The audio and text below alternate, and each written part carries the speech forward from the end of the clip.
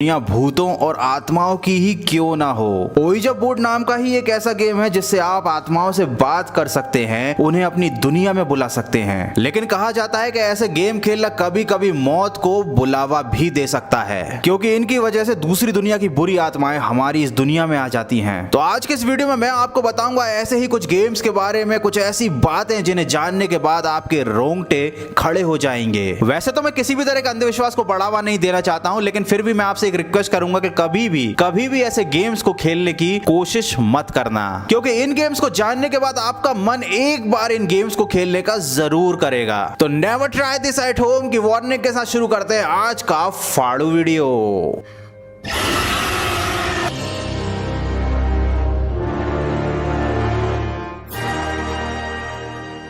दुनिया भर में यह गेम भूतों और आत्माओं को बुलाने और उनसे बात करने के लिए सबसे ज्यादा मशहूर है। ओइजा बोर्ड गेम में आप बोर्ड पर रखे लेटर्स की मदद से आत्माओं से किसी भी तरह का सवाल पूछ सकते हैं, जिसका जवाब आत्मा देती है। एमिली ग्रांट नाम के एक उपन्यासकार हैं जिन्होंने ये दावा किया है कि जेफ हेरोन नाम का उपन्यास इन्होंने ओइजा बोर्ड में मार्क नाम के व्यक्ति की एक आत्मा की मदद से लिखा है। आपने बहुत सारी हॉरर मूवीज में ओइजा बोर्ड को जरूर देखा होगा, जहाँ पर 3-4 लोग मिलकर इस गेम को खेलते हैं और एक शैतानी आत्मा उन चारों में से किसी एक के शरीर में प्रवेश कर जाती है। लेकिन मैं आपको जो वीडियो दिखाने वाला हूं वो किसी फिल्म का सीन नहीं है, बल्कि रियल लाइफ का इंसिडेंट है। जैसा कि आप देख सकते हैं यहाँ पर 3 लोग ओइजा बोर्ड को लेकर बैठे हैं और वीडियो की क्वालिटी काफी कम है, क्योंकि ये मैक्सिको का काफी पुराना वीडियो है। शुरुआत में तो कुछ भी गड़बड़ नहीं होती है, लेकिन जरा ध्यान से इन तीनों लोगों के पीछे एक जो अलमारी के ऊपर टेडी बियर रखा है, आप उसकी हरकतों को देखिए। इस टेडी बियर की गर्दन हिल रही है। इनमें से एक व्यक्ति की नजर उस टेडी बियर पर पड़ जाती है और वो बाकी दोनों को इस बारे में बताता है। ये सब लोग घबरा कर उस टेडी बियर को देखते हैं।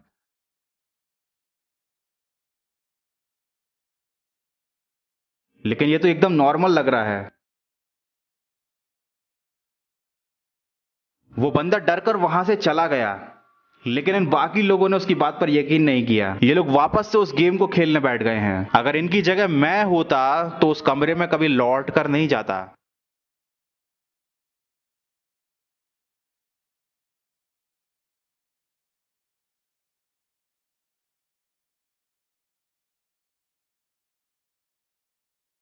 जब तक इन तीनों ने अपनी आंखों से उस टेडी बियर को हिलते नहीं देखा था, उन लोगों ने भरोसा नहीं किया था। इस वीडियो ने वाकई मुझे सोचने पर मजबूर कर दिया है, क्या वाकई में ओइजा बोर्ड एक हॉन्टेड गेम है? क्या मतलब सच में उस गेम को खेलने से दूसरी दुनिया की आत्माएं हमारी दुनिया में आ जाती हैं? अब मैं आपको एक ऐसी घटना के बारे में बताने वाला हूं जिसको जानने के बाद आप भी ओइजा बोर्ड को हॉन्टेड मानने लगेंगे। ये बात है सन 1917 की, जब विलियम फ्लड नाम के एक व्यापारी ने ओइजा बोर्ड के व्यापार में बहुत सारा पैसा कमाया था। विलियम फ्लड खुद कहते थे कि वो अपना बिजनेस ओइजा बोर्ड की हेल्प से करते हैं। मतलब वो इस गेम का यूज करके आत्माओं से कांटेक्ट करते थे और वो आत्माएं उनके सवालों का जवाब देकर उनको बताया करती थी कि उन्हें बिजनेस में आगे क्या करना चाहिए। एक आत्मा ने उन्हें 3 मंजिला इमारत बनाने के बारे में कहा था और इस बात को विलियम फ्लड ने मान भी लिया था। लेकिन जब इस इमारत का काम चल रहा था तो विलियम फ्लड की इसी इमारत की छत से गिरकर मौत हो गई थी और इमारत से गिरने की वजह से उनकी पसली टूटकर उनके दिल में जाकर घुस गई थी। विलियम फ्लड समझ गए थे कि शैतानी शक्तियों से कांटेक्ट करना शुरुआत में तो उनको फायदे का सौदा लगा, लेकिन बाद में शैतान ने अपना रंग दिखा ही दिया। हालांकि मरने से पहले विलियम फ्लड ने अपने बच्चों को इस बिजनेस को आगे बढ़ाने से साफ मना कर दिया था, क्योंकि वो बिल्कुल भी नहीं चाहते थे कि ओइजा बोर्ड की वजह से उनकी फैमिली को किसी भी तरह का नुकसान हो।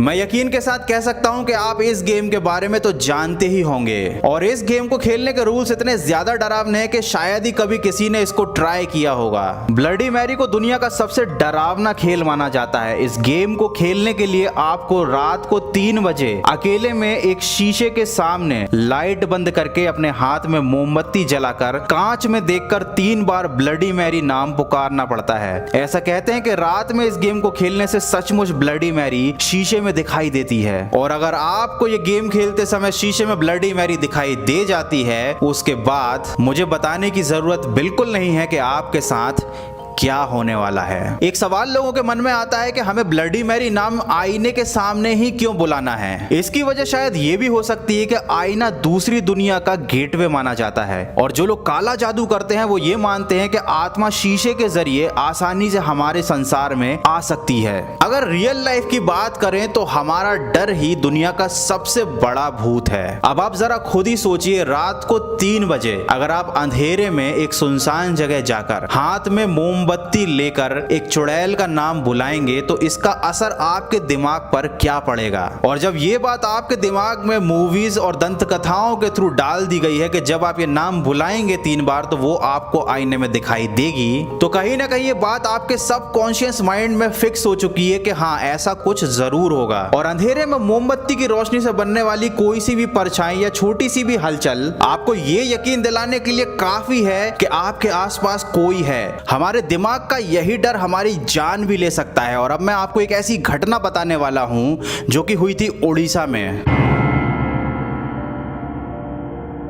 उड़ीसा के खरियार नाम के कस्बे में 2 लोगों ने एक शर्त लगाई। शर्त ये थी कि अमावस्या की रात में दोनों में से जो भी कब्रिस्तान की किसी भी एक खास कब्र के नीचे कील ठोक कर आएगा उसे 500 रुपए इनाम में मिलेंगे। अब आप बोलेंगे कि 500 रुपए के लिए कोई इतना खतरनाक काम क्यों करेगा, तो मैं आपको बता दूं ये घटना सन 1969 की है और उस समय 500 रुपए की कीमत बहुत ज्यादा हुआ करती थी। उन दोनों में से एक दोस्त तो डर गया लेकिन दूसरे ने थोड़ी हिम्मत दिखाई और 500 रुपए के लालच में वो कब्रिस्तान में रात को चला गया। उसने तय की गई कब्र के नीचे कील ठोकी और जब वो लौट रहा था तो उसे ऐसा लगा कि किसी ने उसको पकड़ लिया है। वो आगे बढ़ने की कोशिश कर रहा था लेकिन वो आगे नहीं जा पा रहा था। पीछे मुड़कर देखने की उसकी हिम्मत बिल्कुल नहीं हो रही थी और उसकी घबराहट इतनी ज्यादा बढ़ गई कि थोड़ी ही देर में हार्ट अटैक आने से उसकी मौत हो गई। अगले दिन कब्रिस्तान में जब लोगों ने उसकी लाश को देखा तो पुलिस को बुलाया और इन्वेस्टिगेशन से पता चला रात के अंधेरे में उसने जो कील ठोकी थी वो उसने अपने कुर्ते के कपड़े में भी ठोक ली थी। और यही कारण था कि जब वो लौट रहा था तो उसका कुर्ता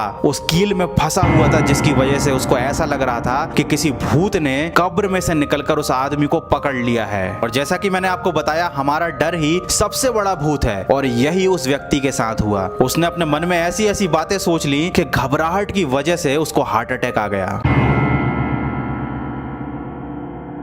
ये एक मैक्सिकन डेमन गेम है जो कि आत्माओं से बात करने का एक बहुत अच्छा माध्यम है। अच्छा इसलिए क्योंकि इसमें आत्माओं से बात करने के लिए आपको ज्यादा कुछ करने की जरूरत नहीं पड़ती। एक सफेद कागज पर 2 लाइनें खींचनी है 90 डिग्री पर, 2 जगह पर यस और 2 जगह पर नो लिखना है। 2 साधारण सी पेंसिल ले और उन्हें क्रॉस बनाते हुए कागज पर रख दें। और ये करने के बाद फिर आपको बुलाना है चार्ली को। चार्ली को कैसे बुलाना है मैं आपको इस वीडियो में नहीं बताऊंगा क्योंकि बहुत सारे छोटे बच्चे भी इस वीडियो को देखते हैं। हो सकता है कोई इस रिचुअल को घर में ट्राई करने की कोशिश करे। आपके बुलाने पर जब चार्ली की आत्मा आ जाती है तो वो पेंसिल की हलचल से आपके सवालों के जवाब यस या नो में देती है। जिन लोगों को डेमोनोलॉजी का सही ज्ञान नहीं होता वो इस गेम को जब खेलते हैं तो चार्ली जैसी आत्मा से उनका संपर्क नहीं हो पाता और इसकी वजह से वो किसी डेमोनिक एंटिटी को अपने पास बुला लेते हैं। शुरू शुरू में ये नेगेटिव एनर्जी, ये शैतान हमारे साथ बहुत ही फ्रेंडली घोस्ट की तरह बिहेव करता है, आपके हर सवाल का जवाब देता है, लेकिन बाद में धीरे धीरे ये अपना असली रंग दिखाने लगता है। इस गेम में आप चार्ली से बात कर रहे हैं या नहीं इसका पता इस गेम के एंड में लगाया जा सकता है। जब आप इस गेम को खत्म करने के लिए चार्ली को गुड बाय करते हैं और आपको उसका जवाब यस में नहीं मिलता तो आपको समझ जाना चाहिए कि आप चार्ली से नहीं बल्कि किसी और शैतानी आत्मा से बात कर रहे थे और वो अब वापस जाने के लिए तैयार नहीं है। इसके बाद आपको पैरानॉर्मल सिचुएशन, चीखें सुनाई देना, चीजों का हिलना डुलना या किसी परछाई का आभास होना, इस तरह की परिस्थिति से भी गुजरना पड़ सकता है। विज्ञान ने इतनी ज्यादा तरक्की कर ली है कि लोग आजकल भूत प्रेतों पर और पैरानॉर्मल एक्टिविटी पर विश्वास नहीं करते हैं। लेकिन ये बात भी सच है कि जो चीज दिखाई नहीं देती इसका मतलब ये बिल्कुल भी नहीं कि वो एग्जिस्ट नहीं करती। और जब तक आपको किसी चीज के बारे में पूरा नॉलेज नहीं है, आप उसे कंट्रोल करना नहीं जानते, तब तक ऐसी चीजों से दूरी बनाकर रखना ही आपके लिए फायदे का सौदा हो सकता है। तो लॉकडाउन के पीरियड में अगर आप घर पे बोर हो रहे हो तो सांप सीढ़ी खेल लो, लूडो खेल लो, लेकिन इस तरह के शैतानी गेम बिल्कुल मत खेलना। और बाद में मत कहना कि गौरव भैया का वीडियो देखने के बाद हमारे एल लग गए। तो यार बस आज के लिए इतना ही। वीडियो अच्छा लगा तो वीडियो को लाइक कर देना।